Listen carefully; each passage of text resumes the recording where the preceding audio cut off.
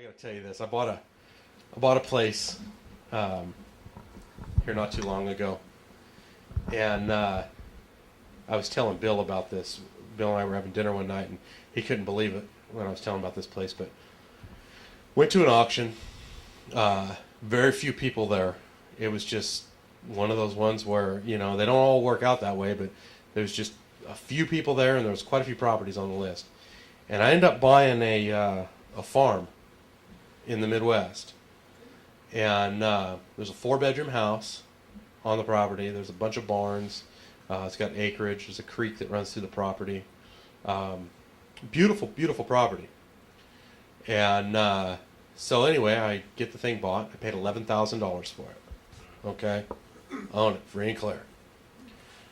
So I go and I leave a note on the door, because the place was kept up really nice. Lawns mowed, everything's trimmed up, trees trimmed, leaves are raked. I mean, it was really nice property. I left a note on the door and I said, hey, I regret to inform you, I just purchased your property at the tax sale, and I'm the new owner of this property, and I like that you keep the place up nice. I need you to get a hold of me. If you'd like to continue living here, you need to get a hold of me, and we can work out some sort of arrangement.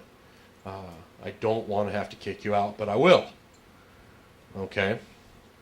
Guy never got a hold of me. So I waited, and I couldn't legally do anything with the property because I didn't have the deed yet. It'd take about 30 days or so, and the sale goes back to court. The judge confirms it, and then the county counselor issues the deed. So once I got the deed, I called the attorney that I use in that area, and I said, hey, kick this guy out. I said, we're taking this house. So he went, and he's a pretty good attorney, and we, instead of getting an eviction, because the deed it's confusing, and I don't want to confuse you guys any more than what you probably already are, but being that the deed makes no reference to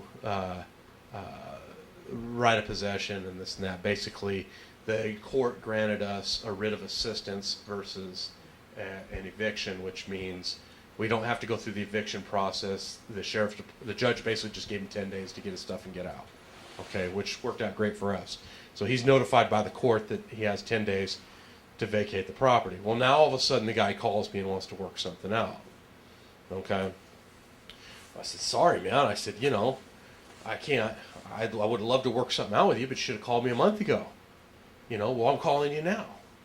I said, well, it's too late. I said, if I can't get a hold of you when you don't even owe me money, imagine when you owe me money trying to get a hold of you. I said, you got to go.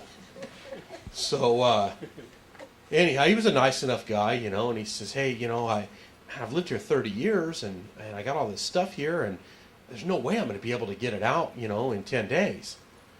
And after 10 days, whatever he leaves behind is mine. Okay? So, and I don't want to do that to the guy. So I said, that's fine. We'll give you a little more time. I said, we're going to go through the legal process, though. I said, we're going to change the locks on day 10. However, I'm going to grant you access to the property to continue to get your stuff out. Because I'm not in a big hurry for the place. And so the guy turns out to be a pretty nice guy. And I'm talking to him on the phone, and I said, hey, man, can I ask you a question? I said, I bought your property for $11,000. I said, conservatively, the place is probably worth a couple $100,000. I said, why did you let it go?